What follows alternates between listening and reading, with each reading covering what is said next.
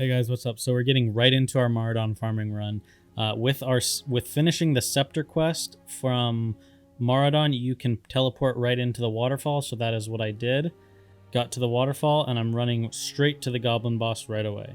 So the reason why I wanted to get right into this guide quickly is because I know a lot of videos that I tend to watch on farming, they kind of drag out the main point until later on in the video, and I'd rather just show you the run quickly, and then we can kind of discuss things towards the end if you still have further questions.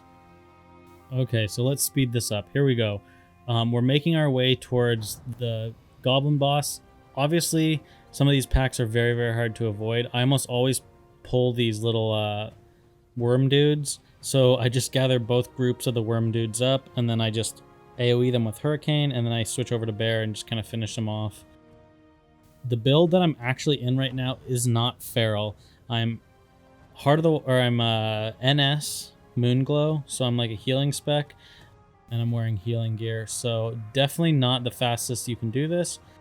You'd be much better off, especially on this first boss, and then on Rot Grip to be Feral. We are what spec we are, and I didn't really want to spend all the gold to respec, so we're doing it as Resto, but that just shows that you can do it really as any spec as a druid. I mean, obviously, like I said, with Resto it takes a while, so we just have to slowly burn down the goblin.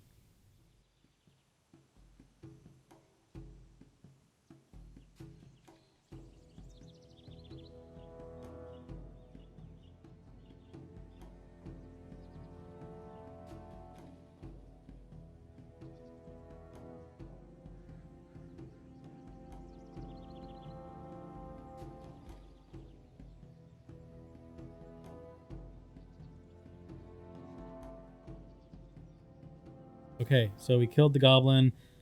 We picked up the items from him, and now we're making our way up towards Princess. So we're actually headed back the way we came in. We're, again, making sure we don't pull any additional mobs. That's very important. Pulling additional mobs just means that it's going to slow you down. I'm not actually sure how Warlocks and Hunters sneak around some of these. Sometimes I just stay in stealth for quite a while just to avoid pulling. It could be different on private servers in terms of their aggro radius, but I feel like I do pull mobs quite easily. So now we dot up Princess, and we just stay basically as far away from her as we can. When we stay as far away as possible, this allows us that if we do get knocked down by her rock throw, that by the time we get up from the throw, we have the chance to get away. So as you can see, I kind of started getting cocky, and I decided to throw out some wraths, and I would stay away from doing that. What happens is she was able to get closer to me, and she was able to start killing me, which we obviously don't want that to happen.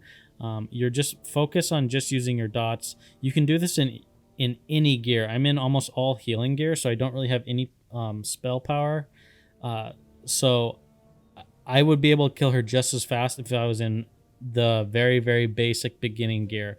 The one thing that would be very nice to have is have a lot of spirit, because as you can see, I'm dotting her up and then I'm doing nothing. So I'm able to regen mana, and then I redot. So I redot every 12 seconds. So that allows you to get quite a bit of mana back while you're waiting. And as you can see, mana is a huge issue with this fight, just because of how long it takes. So there she is. She is dead now, so we can loot her up, and we can take some time to drink back up to full. So after we drink up, what we're going to do is we're going to drop off of this waterfall down here, and this will allow us to get to Rot Grip.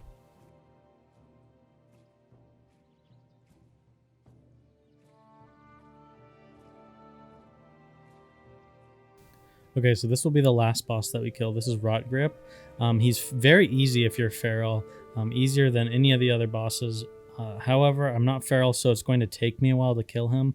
Make sure you're above the water, guys. As you see here, I almost die in this clip because I almost drowned, so I didn't realize that was happening. You need to watch out for Puncture, which is a debuff that he puts on you. Don't let it get above like 4 or 5 stacks. Once it gets close to that amount of stacks, what you can do is bash him when the stacks are about to fall off, and that way they'll fall off on their own while he's stunned. That's my one tip for you. Otherwise, he will just start to shred you and do a lot of damage.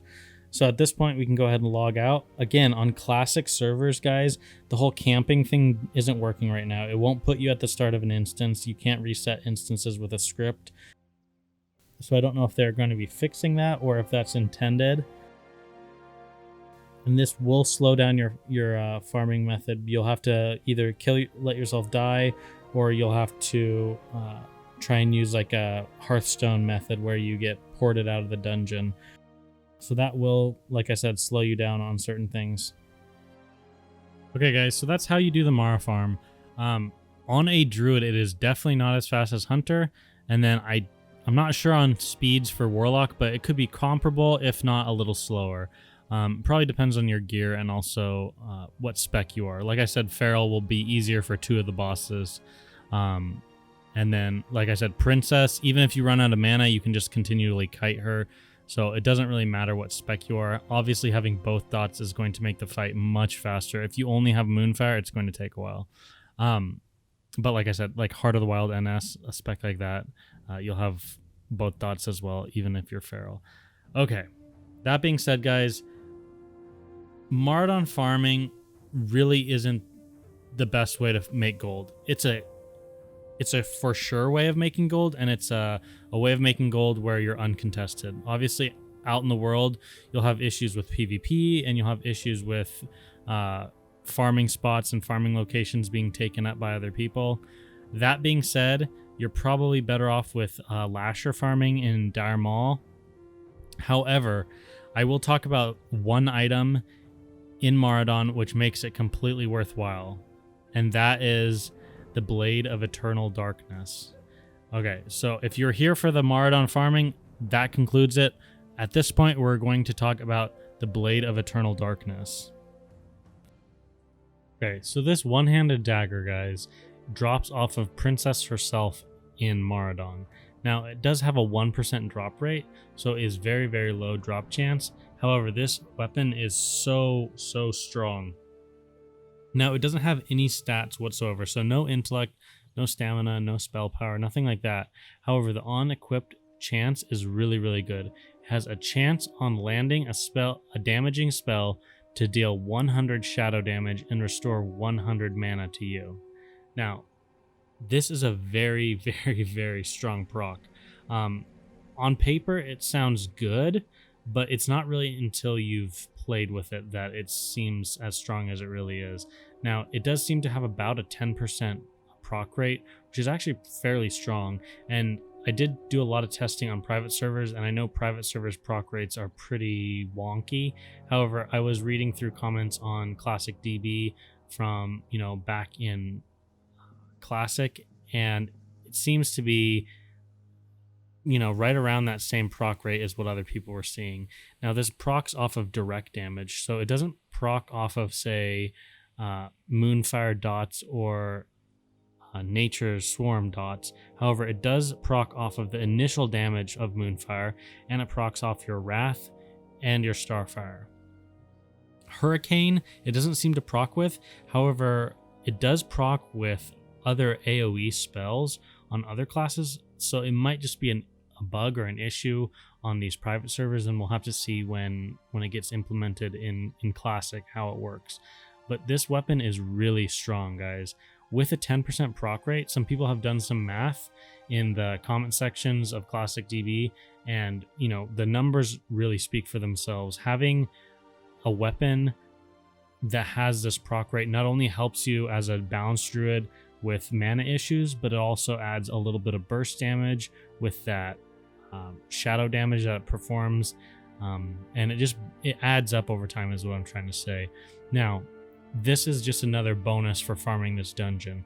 I will probably farm this dungeon at launch just at the possibility of getting this weapon. Okay guys, questions you probably have on it are, does it scale with damage and healing? No, it doesn't. So the mana is always 100 mana that it restores, and according to comments in the thread on the dagger, it only ever hits for 100 shadow damage. So having a lot of spell power does not increase the potency of the damage that it does.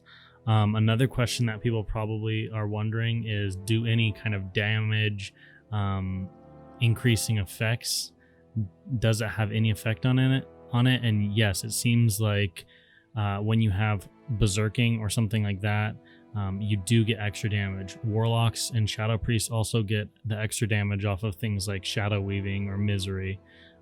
So that's cool. I mean, that's something that you could take it into effect, but it obviously is not going to come into play that much. Now, say you plan to play Balanced Druid in PvE because you're a psychopath. No, I'm just kidding, but say you choose to play Balance in PvE, you really should try and get your hands on this dagger, guys. It's super strong. Honestly, at about 50% mana, you could always switch over to this on a raid encounter, and it's going to help stabilize your mana quite a bit. It procs more often than you'd think. It's actually quite impressive. And that mana really does add up over time, especially if you're using a downranked version of Wrath. And that extra shadow damage that comes in every once in a while is definitely impactful as well. And you can spam rank 1 Moonfire over and over and over and over again if you're very low on mana in PvP, and get this 100 damage shadow spell to proc off of your rank 1 Moonfire that's doing like 8 damage. So not that that's ideal, but you will have those opportunities where that damage does come through, and it does make a difference in a fight. So overall, this dagger is just wicked. I mean, like, it is really, really cool. And I'm so glad that in 1.10 they did change it. This used to be like a use dagger. So you actually had to use the dagger and it would do 100 damage and give you 100 mana. But they changed it in 1.10 to have it done on equipped and on landing a damaging spell. So very cool. This dagger is really, really awesome, guys. I hope that if you do decide to do some Maraudon farming, that you can get your hands on this dagger as well. Okay, guys, that wraps it up. Thanks again for watching, and I'll catch you in the next one.